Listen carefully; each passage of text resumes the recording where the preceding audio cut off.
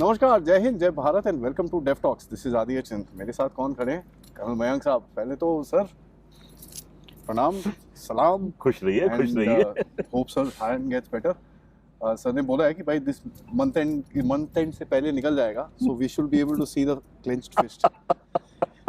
Sir fist की बात करें तो ये बताओ, ये जो लड़ाई चल रही है इन दोनों के बीच में, इन दोनों ने बोला भैया हम तो पीस टॉक्स के लिए जा रहे हैं। अच्छा, पीस टॉक्स के बीच में लड़ाई शुरू होगी। ये क्या है? तुर्की तुर्की गए थे। तुर्की में अर्दोगान बैठा है। हाँ। अर्दोगान उनको हवाई जहाज देता है। हवाई जहाज उड़ता नहीं है, हवाई जहाज नीचे गिर जाता है। तुर्की उनको ड्रोन देता है, ड्रोन भारत गिरा देता है। चीन ड्रोन देता है, उसका इस्तेमाल तालिबान करते हैं, पाकिस्तान पे अटैक कर देते हैं। एफपीवी ड्रोन का याद है आपको किस्सा? तो वो ड्रोन जो थे वो चीन ने दिए थे तालिबान के लिए, पाकिस्तान को भी देता है और तालिबान को भी मिल गए वो। और तालिबान ने उसका प्रयोग कराया पाकिस्तान के खिलाफ। तो पाकिस्तान इस समय दो धारी तलवार पे चल रहा है। ये मान के चलिए कि आगे कुआं है, पीछे खाई है, भाग मेरे पाकिस्तान मुसीबत आई। इस स्टेज पर पाकिस्तान जो है वो फंसा हुआ है। एम यह है, तुर्की के में जो टॉक्स चल रहे थे, छन छन के खबर ये आ रही है कि ट्रम्प साहब जो थे वो मध्यस्थता कराने के ऊपर तुले हुए थे। उनको अपने नोबेल प्राइज के लिए एक और आइटम चाहिए था। तो शुरू कराओ, उसके बाद मैं रुकवाता हूँ। हाँ, तुम लड़ाई शुरू करो, मैं रुकवाता हूँ। होता क्या है कि पाकिस्तान को लगता है यार अगर हमने लड़ाई एर्दोगान के कहने पर रोक दी तो फिर ट्रम्प साहब को क्रेडिट कैसे मिलेगा? तो भाई बात नहीं हो सकती। बहाना क्या बनाया कि तालिबान जो है ना वो अपने यहाँ अफगानिस्तान में शरण देता है टीटीपी को और हमारे ऊपर अटैक करवाता है। अरे भाई, टीटीपी का जो लीडर था वो तो भाई नाक के नीचे केपीके में वजीरिस्तान में बैठा हुआ था, उसने अनाउंस कर दिया। तो तुम उसको कहाँ ढूंढ रहे थे? तुम कहाँ रेड कर रहे हो? काबुल में जाके। काबुल में जाके। वो हिंदी में कहते हैं ना, मोको कहाँ तो ढूंढे रे बंदे, मैं तो तेरे पास हूँ। तो that was the state in which Pakistan found itself. दूसरा, उनको अमेरिका ने बोला कि हमें चाहिए बागराम एयरबेस। बागराम एयरबेस की जो गुहार लगाई अमेरिका ने, और भाई साहब उनके फॉरेन मिनिस्टर आते हैं साउथ ब्लॉक में 10 अक्टूबर के दिन सेलेक्ट करते हैं वो देखे, कहते हैं भारत आइए, हमारा थोड़ा एयरपोर्ट है उसको आप थोड़ा सा रिपेयर कर दीजिएगा। तो इंडिया अपना, उसका नाम मैं भूल जाता हूँ, रसना, लिम्का, गोल्ड स्पॉट, ऐसे कुछ नाम थे। 3 हवाई जहाज जाके वहाँ लैंड करते हैं, कुछ जैसा सामग्री लेके जाते हैं। कहते हैं कि रिलीफ मटेरियल लेकर गए थे। किसकी रिलीफ थी, क्या रिलीफ थी, भगवान जानता है, पर उसने रिलीफ जरूर दिया वहाँ पर। एक नजम सेठी साहब थे, उन्होंने अपने, वो आपकी जो फेवरेट एंकर हैं वो सईदा आयशा नाज, मैंने अभी नाम याद कर लिया उसका। हाँ, उनके साथ बैठ के कहते हैं कि अगर अफगानिस्तान ने पानी रोकने की हिम्मत की तो कोई हिंदुस्तान थोड़ी है, हम मिसाइलों से इस पे हमला कर देंगे और इनके डैम जो है तबाह कर देंगे।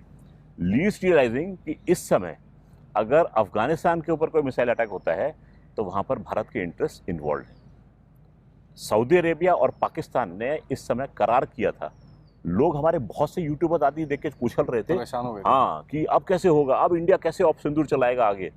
कि भाई अरे यार, वो देश बिकने के लिए तैयार खड़ा है। अजय रैना की याद आती है आज, हीरा मंडी। सर ये देखो, बड़ी इंटरेस्टिंग सी बात है। कल भी गए लोग वापस भैया second round, third round of talks के लिए।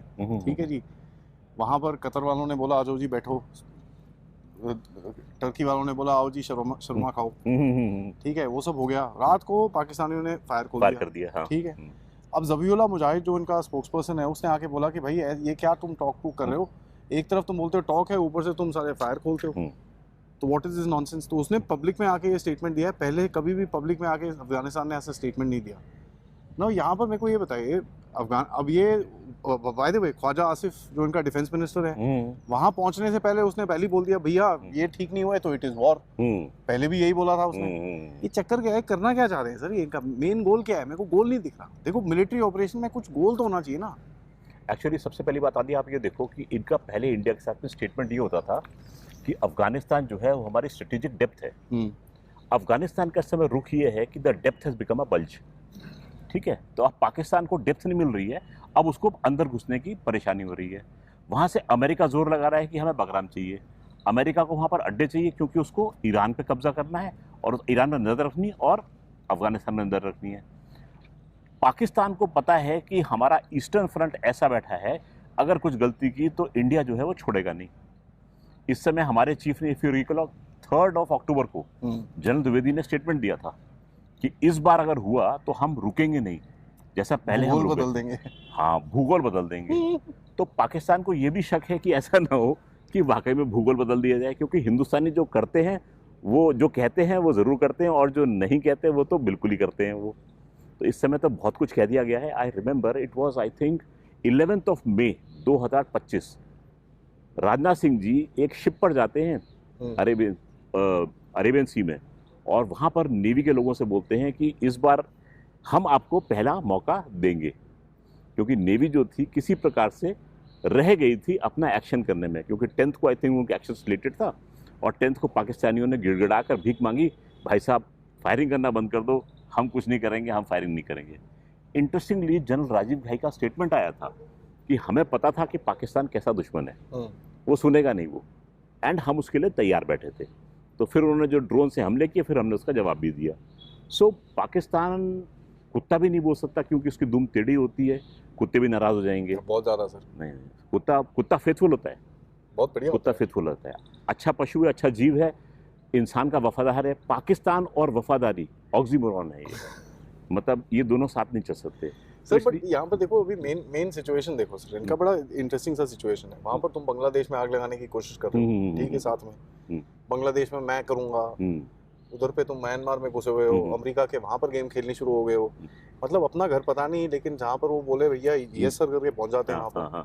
अब बांग्लादेश में देखो, बड़ा मजेदार बात है, मैंने उस दिन बोला था एक ISI बंदा, सर अभी लेटेस्ट खबर आई है, जो वो विलेज में अंदर वो चिटगांव में फायरिंग हुई थी, उसमें 15 बांग्लादेशी गिरे थे, करेक्ट, बट 17 बंदे और गिरे थे, उसमें से 5 अमेरिकन हैं, 5 टर्किश हैं, और 7 पाकिस्तानी। वाह वाह वाह, लकी फिगर 17, ठीक है, 17। ये चल रहा है उधर पे इनका रियलिटी। अब दे विल डैमेज अस, कहीं ना कहीं कुछ ना कुछ कर लेंगे, क्योंकि जिहाद फैलाना ज्यादा डिफिकल्ट नहीं होता, हमको कंट्रोल करना, आप बंदे मार भी लो बट फिर भी कंट्रोल नहीं होता। इट्स यू नो, जो उसको काउंटर करने के लिए एक्शन बहुत ज्यादा चाहिए होता है, इनको फैलाने के लिए एक्शन कम चाहिए होता है। इधर पे लेट अस से ये कुछ इधर पे करते हैं, क्या हम इधर पे जवाब देंगे कि इधर पे जवाब देंगे, कि दोनों जगह देंगे? हम मेरे ख्याल से कहीं पर भी जवाब दे सकते हैं। इंटरेस्टिंगली आदि, ये जवाब तो बाहर की बात कर रहे हो, मैं आपसे कुछ अंदर की बात करता हूँ, और आपके इस पॉडकास्ट के ऊपर ब्रेकिंग न्यूज़। 13 तारीख को एक पार्टी है जो कि शेख हसीना वाजिद, हाँ, उसने लॉकडाउन बोला, लॉकडाउन का दरखास्त की है। तो मुझे वो पोस्टर मिला, मैंने उस पोस्टर को ट्वीट कर दिया, काफ़ी लोगों के पेट में दर्द हुआ उसको देखकर। नंबर 2, UN ने एक स्टडी ऑर्डर की थी ह्यूमन राइट्स के ऊपर। अच्छा। हाँ, और ह्यूमन राइट्स की स्टडी का उन्होंने बड़ा अच्छा रखा था कि 15 अगस्त तक ह्यूमन राइट्स के क्या वायलेशन हुए हैं बांग्लादेश में, उसके ऊपर स्टडी की थी। यू रिमेंबर 5 अगस्त को शेख हसीना वाजिद गोज अवे, और 15 अगस्त तक उन्होंने स्टडी रखी थी, क्योंकि असली हल्ला जो है वो 15 अगस्त के बाद हुआ था। इस स्टडी का रिबटल आया शेख हसीना वाजिद की पार्टी से। 450 या 450 पेजेस की वो पूरी रिबटल की रिपोर्ट है, वो मेरे पास मौजूद है वो रिपोर्ट। उसमें उन्होंने बाकायदा उन स्नाइपर बुलेट्स की फोटो खींच के डाली है जो कि इस फायरिंग में इस्तेमाल की गई थी। तो आदि, आपके चैनल पर ब्रेकिंग न्यूज़, तो अगर आप कहेंगे दर्शकों की राय होगी। वो भूरे रंग थे क्या उनके बाल? ये बाल कह नहीं सकते, पर 7.62 mm नेटो बॉल ऐसे कुछ लिखा हुआ था। देखो अब नेटो पर ये exactly sir, this is a very good point that you raise. कहाँ से सर, आप मुझे बताओ, नेटो स्टैंडर्ड बुलेट तो छोड़ दो, चलो 7.62 तो हम भी फायर करते हैं, बट यार किसी के सिर पे यहाँ पर मारना है ना, या यहाँ मारना। आदि, मुझे याद है आपने अपने पॉडकास्ट में बोला था कि इसमें स्नाइपर से फायरिंग हुई है। आदि, आज आपके चैनल पर सबके सामने ये खुलासा कि उसकी फोटो आ चुकी है, उसके कार्टन की फोटो है, उसके बुलेट्स की फोटो है, लोगों की फोटो है जिनको कि वहाँ पर मारा गया था। उस रिपोर्ट को मैं आपके साथ में शेयर कर दूंगा। नो वंडर वहाँ पर अमेरिकन भी ठुक रहे हैं अभी। हाँ, तो देखिए, ऐसा है कि वो snakes in the backyard, Hillary Clinton ने इन्हीं के देश का बोला था ना। तो ये तो सर फिर ISI काफी बैकफुट पे है। तो बैकफुट तो यार ऐसा होता है कि आदि देखो, क्रिकेट जब आप खेलते हैं तो आप बैकफुट पे जाते हैं और अपना स्ट्रोक प्ले करते हैं, पर अगर आप उस कदम को और थोड़ा पीछे रह जाते तो क्या होता है, आप हिट विकेट हो जाते हैं। तो ISI जो है वो बैकफुट पे नहीं गई है, हिट विकेट हो चुकी है। क्या ऑप्शन क्या है इनके पास सर? बिकॉज देखिए, अगर हिट विकेट होता है तो नेक्स्ट बैट्समैन आएगा जो भी आएगा, and whatever said and done, they are hit wicket, they are out but not cold. जिंदा है साले अभी, उल्टे काम करने की अभी भी बहुत इनके पास वो है। अभी 2-3 दिन पहले एक इंटेलिजेंस रिपोर्ट आई थी कि इन लोगों ने जो रीऑर्गेनाइजेशन करी है अपने कैंप्स की, they made small pickets Kotli Muzaffarpur area के अंदर छोटी छोटी पिकेट्स बनाई है rather than make big pickets. इनको लगता है कि यार छोटा होगा तो कितने हमले करोगे तुम, 4 मारोगे 5 मारोगे। पिछली बारी में एक में साले 50 ठुक गए थे। So they are making smaller pickets. They have changed their tactics a little bit. इनकी infiltration game थोड़ी सी change हो रखी है। अभी तो खैर हमारा border position काफी strong है, तो ये आते हैं ठुक जाते हैं वहीं पर ही। बट फिर भी घुस तो रहे होंगे, उसमें कोई डाउट नहीं है। आपको भी पता है, मुझे भी पता है, घुसते तो हैं ही। तो आप मुझे ये बताओ सर, ये इनका I mean somebody asked me this question, मैंने बोला any time. What is the timeline that you think ये कुछ बेवकूफ़ी करेंगे? मतलब ऐसा है कि आपका any time I think was the best answer, क्योंकि इनके साथ में आप कुछ भी प्रेडिक्ट नहीं कर सकते।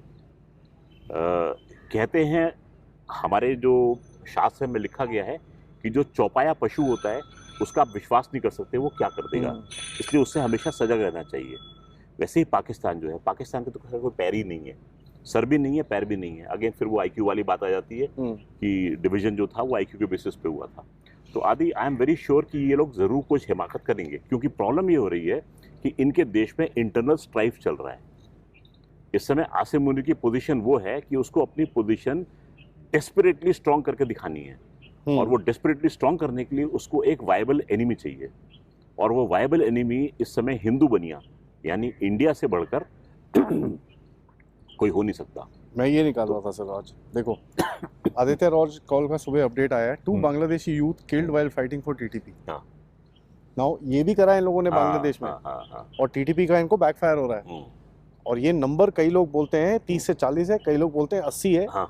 मेरे पास जो है टोटल 8 लोगों की अभी तक confirm with name and age. जैसे यहाँ पर 2 बांग्लादेशी रतन धल एंड फैजल हुसैन 22 साल का। मेरे पास 8 इन तरह के हैं जो बांग्लादेशी ठुके हैं टीटीपी से लड़ते हुए, टीटीपी के साथ लड़ते हुए। तो ये भी चल रहा है यहाँ पर। तो दोनों तरफ से नॉट अ सिंगल गेम ना। अब है कि भैया इधर से इधर जा रहा है तो ठीक है, यहाँ तो साले इतने ही वो घुसे हुए हैं चारों तरफ। Is not funny.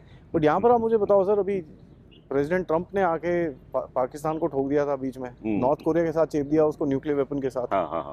सर जो भी कह लो, ग्लोबल मीडिया ने उठाया नहीं, लेकिन पाकिस्तान में तो वो भी ये क्या हुआ यार, ये कैसे बोल दिया, ये कैसे बोल दिया। आपको ध्यान होगा ट्विटर में ना, they used to make fun of all the Indians कि देखो देखो क्या किया तुम, अपने ट्रंप चाचा के पास जाके रोना रो, ये कर दिया वो कर दिया। बट देन आखिरकार प्रेसिडेंट ट्रंप जो है उसने $multi-billion का एम्पायर खड़ा किया है। करेक्ट। बेवकूफ़ आदमी नहीं है वो अगर इलेक्ट होकर आया है पोटस बन के, that means he has some basic intellect. वो जो काम करता है, मैं ये बार बार कह रहा हूँ कि बहुत सोच समझ के करता है, और उसके पीछे बहुत बड़ी मंशा रहती है। हालांकि इस समय उनकी वजह से अमेरिका की हालत बहुत ज़्यादा ख़राब चल रही है, और आदि again what I foresee is another 6 months will be very very tough for president Trump in the US. हालात मुझे दिख रहे हैं वहाँ से छन छन के खबरें आ रही हैं। I don't know who was informing me कि the home guards who are responsible for law and order in the US, they are now practicing riot control. So why are they practicing riot control? You also understand. That is correct. Sir, last में आसिम मुनीर, इसने अपने आप को king of all तो बना दिया है। I mean quite smart, हाँ। The guy played a smart game. जो भी कह लो, जबरदस्त smart game खेली है, जहाँ पर he is basically sat authority all, no responsibility. No responsibility. ठीक है। जब कोई ऐसी पोजीशन में पहुंचता है ना पाकिस्तान में, उसके नंबर कटने शुरू हो जाते हैं सर, मतलब उसके दिन कटने शुरू हो जाते हैं। You think he will be Ziaul Haq? मतलब उसको मैंगोस की पेटी मिलेगी? Ziaul Haq, give me a pat. Reason is that बहुत महीने पहले लोगों ने ये बोलना शुरू किया था कि Asim Munir will take over as the president of Pakistan और he will become the chief martial law administrator. और मैं अकेला आपकी चैनल पे बैठ के ये बोलता था कि सवाल ही पैदा नहीं होता, आसिम मुनीर समझदार आदमी है, he will never do it. इस बार भी उसने वही काम किया है। कॉन्स्टिट्यूशनली अपने लिए उसने जगह बनाई है। आर्टिकल 243 क्लियरली स्टेट करता है कि फेडरल गवर्नमेंट जो है वो आर्मी के ऊपर एक तरीके से रूल करेगी। अमेंडमेंट आता है इसी को ओवर रूल करने के लिए। So what he has done is उसने अपनी जगह कॉन्स्टिट्यूशनली बनाई है। The politicians have acted in his favour, may be sorry not may be, I am very sure on his directions, but constitutionally he has made a place for himself. So if in case the Pakistanis will have to blame somebody, they will be the politicians who will be blamed and not Asim Munir. So it's a very smart ploy. But you know, मेरे को समझ नहीं आता psyche of a person. मैं जितना मर्जी invested हूँ किसी चीज में, जब मुझे पता है साला ये डूब रहा है, ये डुबत खाते में जा रहा है भाई, ये खत्म हो रहा है, मैं उसका भी ताज पहन लेता हूँ। हाँ, you have to be a Pakistani to understand that. No. You are an Indian. आपकी IQ जो है रैटक्लिफ लाइन के उस पार वाले बंदों से ज्यादा है। आदि समझो, आपने नोट किया होगा दुनिया में जो भंगार का काम करते हैं, जो मेरी भाषा समझते हैं, या कबाड़ का काम करते हैं, they are very rich people. भिखारी जो होते हैं वो बहुत अमीर होते हैं। अब मैं ये नहीं बोलना चाहता कि पाकिस्तान कबाड़ है या पाकिस्तान भिखारी है, पर ऐसी जगह पर शासन करना आपके लिए श्रेयस्कर होता है यदि आप उसको धन की दृष्टि से देखें। सो कबाड़े को बेचना बहुत इंपॉर्टेंट है। कबाड़ से बहुत पैसा निकलता है। दुनिया सोचती कबाड़ है, लेकिन he can extract a lot of wealth out of that. So that is my thought process. Field marshal Asim Munir pro max plus कबाड़ कर ले, नहीं कबाड़ वाला नहीं, भंगार वाला नहीं, वो कुछ थोड़ा सा अच्छा वाला देते हैं ना सर, इंग्लिश में। मैं ऑडियंस से भी बोलूंगा, आप भी जरा बताइए। जंक डीलर नहीं, द जंक सोलिसिटर, ओके। हाँ, junk solicitor, advisor junk yard, ऐसी कुछ थोड़ा आप लोग भी बताइएगा। The viewers should pay. Honestly, and Adi, you are here in front of me. Adi will gift you a T-shirt of Def Talks with Adi, the person who gives the best answer. Actually, I also have another very interesting thing that the guys will like more than that. Is the Op Siddur badge. Wow, देखा? Okay, this is mine now. No, I have more. So let me know, sir. Lovely meeting, obviously. ठीक है. It was great. And मिलते रहेंगे of course sir के साथ, but this time is special. Thank you to Sanjay Dixit साहब for organizing this, and of course सबसे request है like, subscribe and support the channel. And before we shut down, people say that we are triplets. वो आएगा अभी, आदि आएगा अभी, तीसरा वाला भी आ रहा है। मैं और वो भी मिशन पे गए हैं, पता है, आने वाले हैं। जय हिंद।